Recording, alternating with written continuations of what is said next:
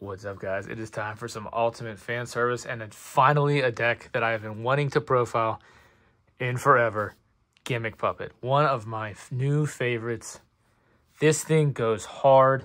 I normally do not care for FTK decks. It's normally not my style. However, the fact that you can play this completely purely with just Gimmick Puppets and a couple outside spell techs is absolutely insane. So first, guys, we're going to start off with the level 8 extenders. One copy of Dreary Doll, one copy of Bisque Doll. I don't really think that you need any more of these. Playing 2 of these or even 3 of these is just insane. One of each is perfectly fine. I'm on 2 Cattle Scream for right now. Until we get Fiendish Knight, which we don't have that card yet. Gimmick Puppet Fiendish Knight came out in the Animation Chronicles for Japan. But we probably won't see that until, I'm hoping, maybe in whatever our November product is. I'm hoping it comes out then. 3 copies of Rogue Doll and 3 copies of our brand new normal summon Gimmick Puppet Little Soldiers. This thing is so cool because not only is it a good new normal summon, but it is also actually tied in of the lore with the lore of Giant Grinder. So if you look at the very top of this card, on the very tippy top, is the red soldier from Little Soldiers. So I think stuff like that is really, really cool, and that kind of makes the deck even cooler in my eyes. We've also got 2 of the secondary normal summon, which is Scissor Arms, and 2 copies of Terror Baby. So I really wouldn't stray much from this. If you want to play like Egghead or Humpty Dumpty, you maybe want to play those with one of. I really wouldn't stray too much from this package. Besides cutting this, and I'm probably going to try Fiendish Knight, Gimmick Puppet Fiendish Knight at probably 2 to 3 copies, because I think he's a pretty decent extender. He's not a starter, but he's a really, really, really solid extender. Off the spells, of course, 150,000%.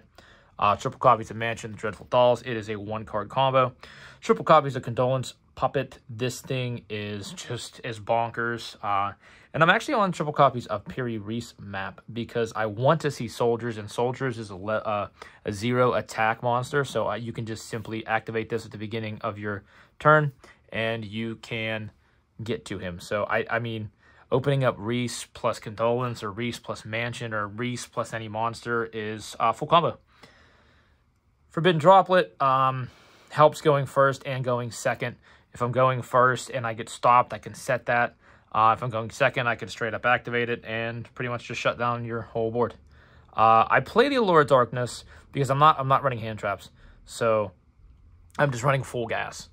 So is what it is. Some people, if you've seen my other deck profiles, you know how I build my decks.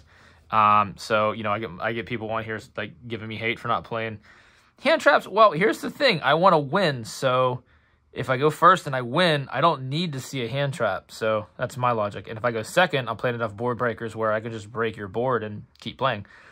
So 2 Junk Puppet. I think 2 Argent is correct. Or you could do 1 Argent, 1 Numeron Force. I would just make sure that you keep 2 rank ups, because if one happens to get banished or DD Crowed, something like that, then you're kind of screwed. I am playing the 2 Mind Control. Now, this card is actually interesting because you want to summon things to your opponent's field, and then if you need to extend and grab it back, you can with Mind Control. So, pretty dope. 1 Terraforming, just because the field spell is broken. 1 Foolish, that acts as basically a 4th copy of Condolence Puppet. And Call by the Grave. Call by the Grave is interesting because I play 3 cards in this deck that are basically my answers to Droll. And I'll kind of talk about that more in the combo video. But Service Puppet play and the 1 Puppet Parade, again, is one of my answers to Droll, and I'll show you why.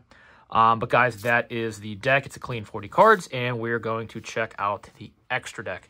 The extra deck is, again, a pure Gimmick Puppet cabaret of craziness. So we've got here, I got to have your token, and I'm kind of pissed because I bought this token, and we're getting that in Infinite Forbidden. So, I mean, it's what it is.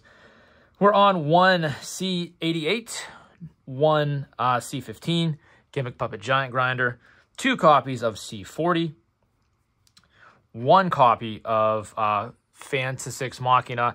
I did have this at 2 until the OCG hit number 40 to 1 copy. So I'll explain that in a second. I'm on 2 Giant Grinder because of that, and then 2 number 40.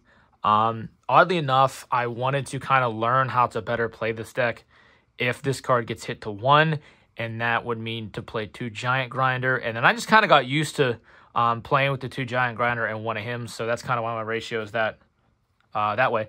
But 2 copies of Fantasix, 1 Leo. I have yet to really resolve Leo, but he's there. Gigante's Doll is for the target off of Rogue Doll. So what you do is you activate Rogue Doll, you reveal a monster in your extra deck, and then whatever rank it is, you get to special summon something of that level. So that's why you play the 1 of that. And then 2 copies, which you could probably cut this down. If you wanted to cut that down to 1, you probably could. But I like 2 because it makes sense. Because that is the deck list.